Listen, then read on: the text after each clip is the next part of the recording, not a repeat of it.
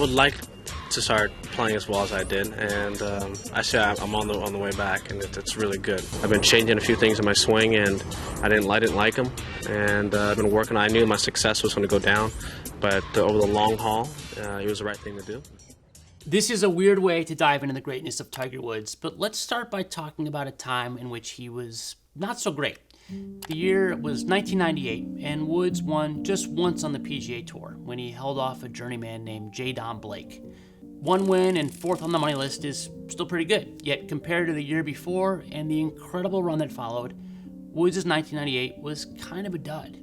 And yet it's possible 1998 was the most important season of Tiger Woods' career because of what was happening behind the scenes. That was the year Woods decided to think about golf differently than almost every other player who came before. The subject of this video is Woods' most underrated skill. You could point to so many factors that made him great, but it was his mind that truly set him apart. And during this period, he locked in on something about golf and competition the rest of us usually miss. The same mindset that led to 82 PGA Tour wins and 15 major championships is actually a decent blueprint for the rest of us, from how we define playing our best, to how we try to get better, to what we might be overlooking along the way. So, what happened in that 1998 season? Well, 1 year earlier, this happened. Tiger Woods won the Masters by 12 shots. It was a record-setting, landmark performance. The result so emphatic, it led to the absurd question, shouldn't this guy win every time he plays? This was an actual thing people asked at the time. Only weeks after that win, Woods popped in a tape of the tournament, and what others saw as a golfer pounding a course into submission, Woods saw as just a really good week. He knew his timing was impeccable, and he also knew that wasn't something he could always count on, especially under pressure. The decision he made next was equal parts bold and reckless, but also a testament to his competitive genius. He decided he wanted to rebuild his swing. Why would that happen? Because he felt like he could always get better. Tiger always wanted to get better. Didn't matter how good he was, he always felt he could do something better. On the surface, it still made zero sense. Remember, most elite golfers need years before contending in a major. Tiger won in his first ever as a pro. And he didn't win just by a little. He won by 12 shots. There had never been a performance like it in golf, and for most of us, the reaction would be, I should just keep doing that. So, was Woods just a perfectionist? Did he really think a 12-shot win wasn't good enough? In fact, he was saying the opposite. Woods' decision was a concession to a level he knew he couldn't sustain. He used to say, I've got to get better, but I've got to get the club in a better position. I got to be more consistent. I do it all now with timing, and I have great short game and so on and so forth. I want to get where this becomes second nature to me, where I can swing like this every time in any situation. The professional game is about the quality of your bad shots more than it is the quality of your good shots. Jaime Diaz is a Golf Digest senior writer who has known and covered Woods since he was a teenage prodigy. But it was a big change, and it took a long time. But he was prepared for that sacrifice because he thought it was really for the greater good of a long career. And he was really thinking about, being the greatest golfer and what that was going to take, and not just be someone who would occasionally shoot, these incredible rounds and have these incredible tournaments. He really wanted something that was more sustainable, and that's what he defined greatness by. Ultimately, Woods' swing changes were about more than a specific feel or avoiding a certain miss. It was about adapting to competition and managing imperfection. As Jaime said, it was about the quality of his bad shots. This was Woods' genius calculation, and it's the part of golf we don't pay nearly enough attention to. Why? Because we're usually preoccupied chasing our very best, which might not even be helpful. For instance, what do you call those performances when everything comes easy and your timing is perfect? We know it as the zone or flow. It's this state of peak performance when everything is clicking and you're able to lock in on a task and execute without distraction. These flow states are real and come with a specific set of definitions, yet most of us just know it when we see it. A flow state is Michael Jordan dropping a string of three-pointers and shrugging his shoulders as if he couldn't explain it, or Shohei Ohtani striking out 10 and hitting 3 home runs in a playoff game. For some reason, I always think of this scene in the movie Old School when the Will Ferrell character rattles off this brilliant answer in a debate and then stirs awake as if he blacked out. I believe strongly there will always be a need for us to have a well-articulated innovation policy with emphasis on human resource development. Thank you. Of course, Woods' 1997 Masters was no fluke. He really was that good.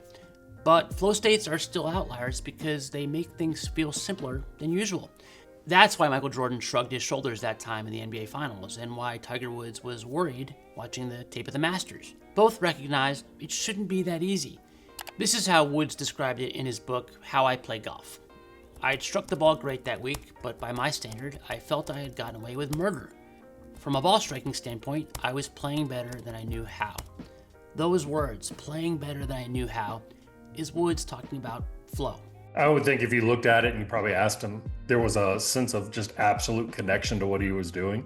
Brett McCabe is a clinical and sports psychologist who works with a number of PGA Tour players. Balls came out of the windows he wanted. They went to where they were going. He was locked in visually. Neurocognitively and how the brain functions, there was a whole lot of rhythm and timing and alignment that was going on that week. But that's not sustainable, Sam. It's not. As McCabe says, we crave flow states because that's when we're operating at our best. But chasing flow hurts more than it helps because you can't count on it and you're unprepared for reality as a result.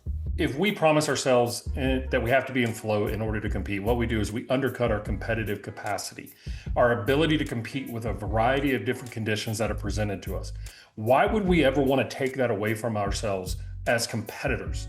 McCabe says it's possible for certain athletes to tap into flow easier than others, but no one is successful at accessing them all the time. And this was the part that Woods was trying to address. He knew sometimes you just don't have it. Even among the best players, the golf swing always feels a little different from one day to the next. Be the right club. Be the right club today. Yes! So if flow represents our peak performance, Woods was trying to account for the days when flow was nowhere to be found. He knew some days he would feel only fine, and other days he might feel worse than that. So starting in 1997 and through all of 1998, Woods worked on changing his swing. He worked on shortening his backswing and relying more on rotation and less with his hands. The goal was not to play like he did at the Masters, but to play better golf more consistently, whether he was in a flow state or not.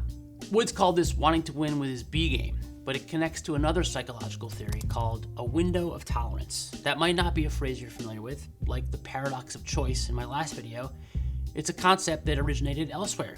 Here it was an effort to understand how our nervous system reacts to different stressors. But it also represents a very common dynamic in golf. The window of tolerance is the creation of a psychiatrist named Daniel Siegel, who noted that we move between different emotional and physiological states, and we function in some states better than others. The extremes are where we struggle. Too much chaos and we're overwhelmed. Too rigid and we shut down. The ideal is the perfect middle.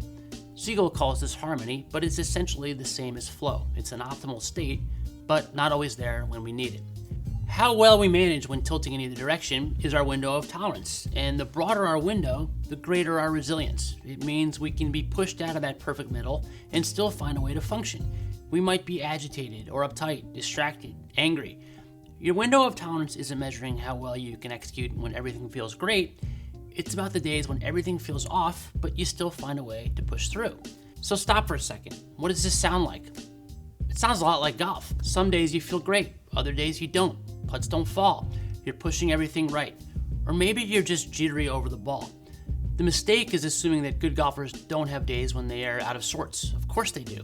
They just fight through it well enough that the rest of us don't notice.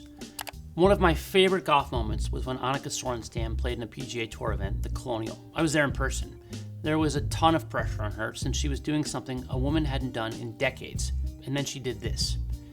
I don't think I've ever seen a player hit a shot with more pressure and more tension in my life. It was knee buckling indeed, and after a solid iron shot, she had a good look at birdie here on her first hole. It was her way of saying the pressure was massive, and yet she still striped it. That is a window of tolerance, and it's why Tiger Woods rebuilt his swing. Because sometimes in golf, you're uncomfortable, and you have to play anyway. It wasn't a simple adjustment, which is why he struggled for most of that 1998 season. But he stuck with it. And then one day, Woods was on the range at the Byron Nelson in May of 1999, and he said something clicked. In the Tiger changes, they were subtle. So unless I pointed them out to you, you probably wouldn't see it, but he knew what it was. And I wanted him to take the year and just do a little bit at a time. No, that's not Tiger Woods. He wanted to do it all right now. I said, well, Tiger, you got to play in these events. And all of 98, he said, I don't care. I don't care if I don't win one. I got a phone call from him when he was in Dallas getting ready to play. And he called me and said, Butch, I got it. I feel it. I feel everything we've worked for. I got it now. Now I can take off and go, and he sure did. What followed was the greatest stretch of golf in history. Woods won 7 of his next 11 majors, including 4 straight, the Tiger Slam. Was Tiger in a flow state the whole time? Of course not. He was just really, really good. But more importantly, when he was off, he knew how to muddle through with less than his best, better than anyone else. Remember, we're talking about someone who won the 2008 US Open playing on a broken leg. I've been asked this question numerous times. Am I ever nervous? Are you kidding me? You know, I'm nervous on the very first shot. I'm nervous throughout the entire day. But it's how I channel it and how I harness it. How do I put that energy into either deeper focus or deeper intensity? And that's something that we can all do. And it's not to be ashamed of it or afraid of it. Go after it. Woods' window of tolerance was so wide, he didn't need to be or feel perfect to win. By now you might be wondering, well, what does this mean for me? Because you're probably not going to win the Masters by 12 shots and decide to rebuild your swing. But if you're a golfer, you have bad days and average days and occasional great days. One of the worst things we do as golfers is hold up our best days as our standard. If you once shot 78, you wonder why you don't shoot 78 every time. The golf course is going to put up challenges. It is an obstacle course, and we don't know where the challenges and the barriers and the gaps are and what they're going to do to test us. We assume that our maximum capacity is available to us every day. That's a fatal flaw. Now, it's what's been sold. It's been sold across the board. I get it. It's not sexy to sell average. It's just not. Sexy to sell potential. The point here isn't that we should settle. Brett's still talking about trying our absolute best on every shot. But this obstacle course he describes means a great shot might not be the one 2 feet from the flag. It might be 30 feet right, or we might miss the green outright. All dependent on whatever it is you're working with that day. All of this ties to the same idea. I would like my best shots to end up next to the flagstick, but the real key to becoming a better, more consistent player is making my bad swings a little less bad. So, next time you play, take a moment to recall not just the best shot you hit all day, but also a really difficult moment that you at least managed pretty well.